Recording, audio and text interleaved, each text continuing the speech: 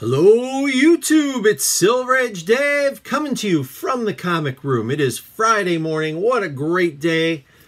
Today looks absolutely beautiful. I got out yesterday for an 8-mile run because of time. That's all I really had time for. It was an incredibly busy day, but all in all, a really good day. The sun was out a little bit. It was, I think, 35 degrees, maybe 40 degrees, which is perfect running weather. You get sweating, but you don't really get overheated. So I will take that anytime. That's really nice. Thank you to so many people who watched and especially commented on my video yesterday.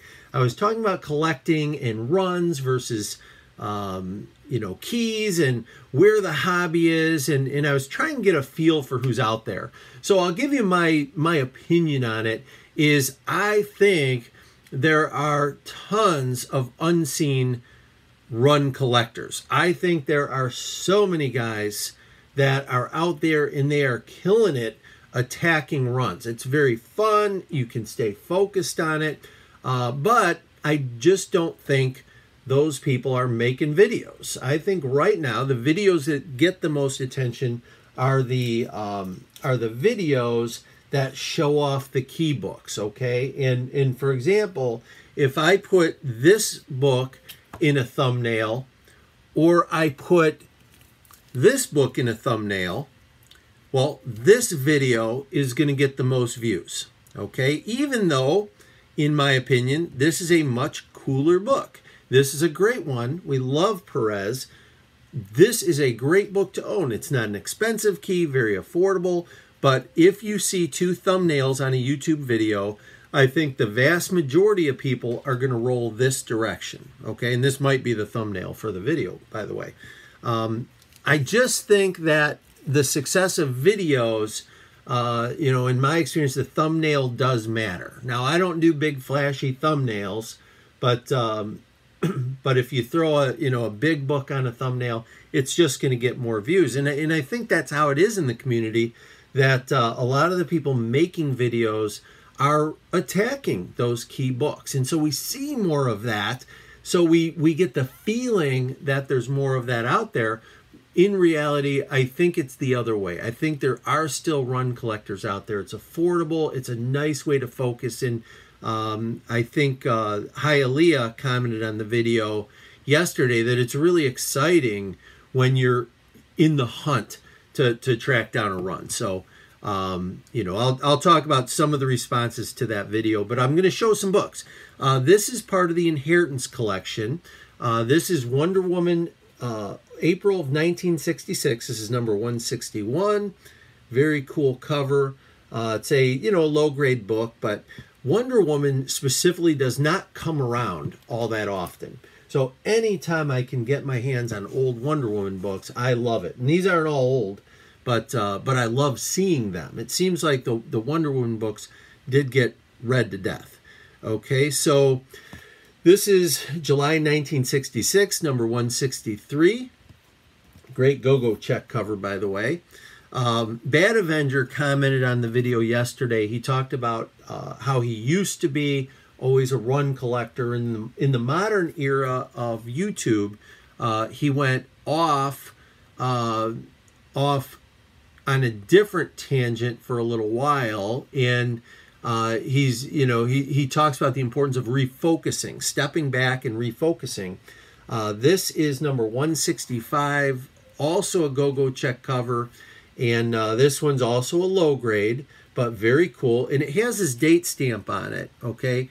8/2, which I'm assuming is, 8 for August 2nd, maybe is what that means. That would probably make sense for an October book.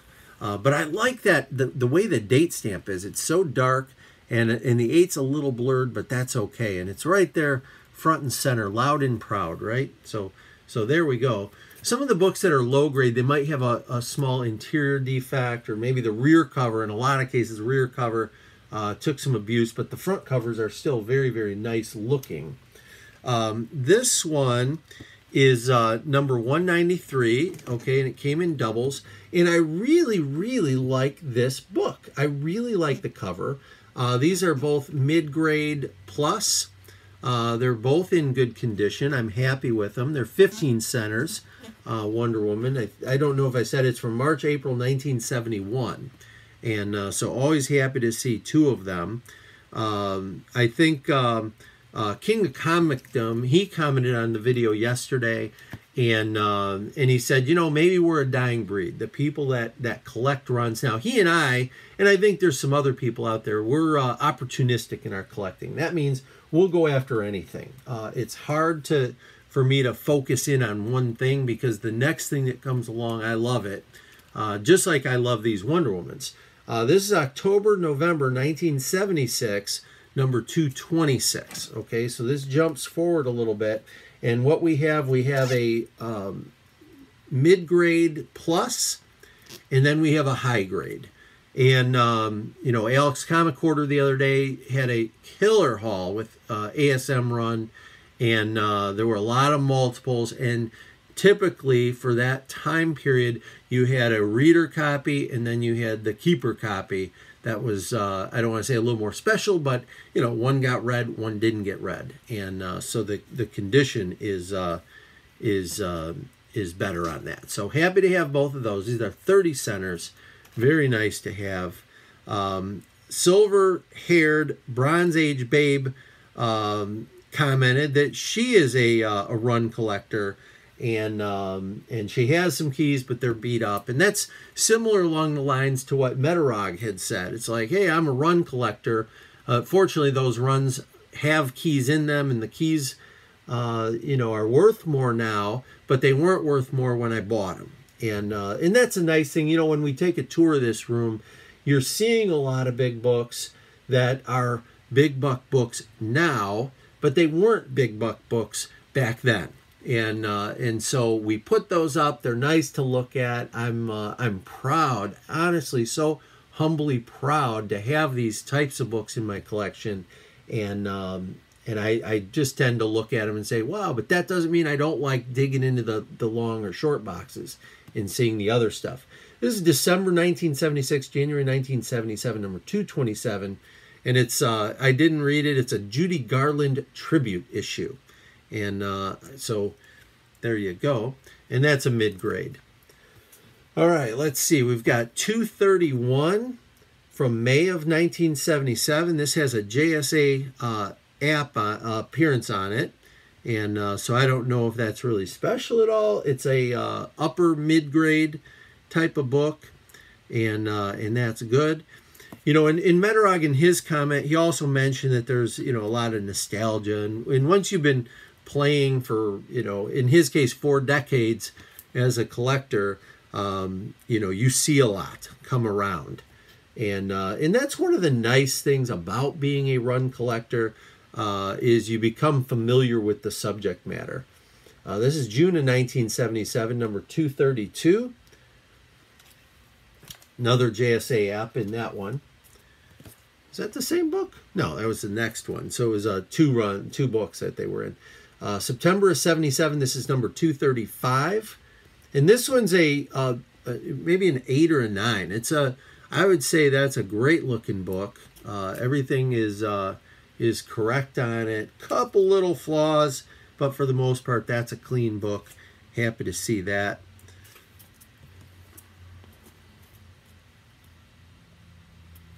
This is number 237. Super Russ commented that he's looking for the books of his youth. And some of that is the nostalgia and sentimental value. And he's going for keys, but he's also going for the books he remembers, the things that he had. In something that few people talked about, Jackson Roykirk commented how he's going for, I think, runs inside of runs. And that's something Super Russ is also doing. He's collecting whole storylines. So it's November of 1977, number 237. And what's interesting on this set, or this collection that I'm buying, is it doesn't have everything. It's missing all the key books, which is fine. I'm happy. I'm not, you know, hypocritical that, oh, I only want the keys, or I'm all about the runs. I'm taking whatever there is, the good, the bad, and the ugly. And I'm really excited, though, I'm keeping these books kind of together in the groups that I'm buying them in, 100 to 150 books at a time I'm buying them. And I'm keeping them all sequestered together. But when it does come time to file these into my collection, I'm excited to see how they shuffle in. If I have the books that are in between, or if I have more multiples on these, either way it's okay. It's just something I'm looking forward to. That'll be pretty cool. And this one is July 1978, number 245. And this is an interesting one. It's a beautiful book. I graded it out as a low high grade or a high mid grade. And but I put a note that it needs to be pressed for the grade. And I think on this one, it had a couple little waves that I wasn't sure about. But you know what is an interesting thing I found? I've got it bagged and boarded. 5 years from now, if I pull this out, if I have it tightly packed, it might be taken care of. It's not going to be perfect, but the couple little waves that are in it might be sorted out. We will see. Okay. So Bubs, as usual, he had a funny comment on the video yesterday. And then he talked about slabbing having an effect on collecting, that, if you have some books that are slabbed, you can't read them, and maybe that affects people's willingness to collect the other books raw. I don't know. There are guys that only collect slab books, and certainly I don't think there's any sense in having the complete run if it's all slabbed. I've seen that with The Walking Dead. I know there are people that have all 193 books slabbed, and sometimes I scratch my head and it's like, well, how do you even know what happened? This is August 1978, number 246. Maybe they have the trades like I do, where they have the series and then they have the slab books. October 1978, this is number 248. It says in this one, the note I had was Steve Trevor Howard dies. And I'm not familiar with that person. This is another one. It's maybe an 8 to 9, on the 10-point scale. Pretty nice book.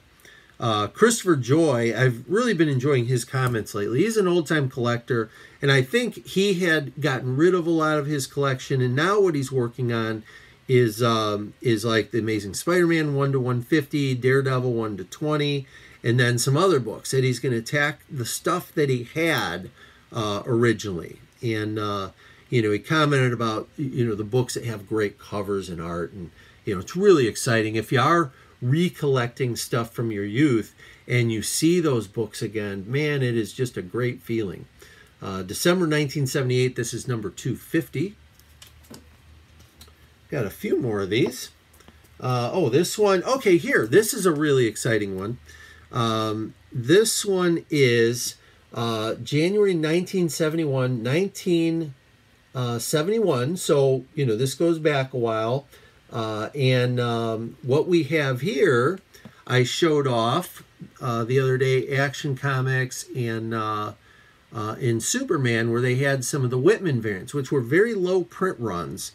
And it is really cool when these come along, especially if they're in really nice condition. Now, this one's a solid mid-grade. And on these Whitmans, there was no number on the cover. There was no specific information other than the price. And all they did, and these are the ones I think Bubs commented he liked them. They took the DC logo and they just replaced it with the Whitman. Over here, they got rid of the number in the month, and they just put the Whitman stamp over it. So pretty cool to have. I wish they had more of these in their collection. James Gallegos commented, and always supportive, great member of the community. Thanks, James.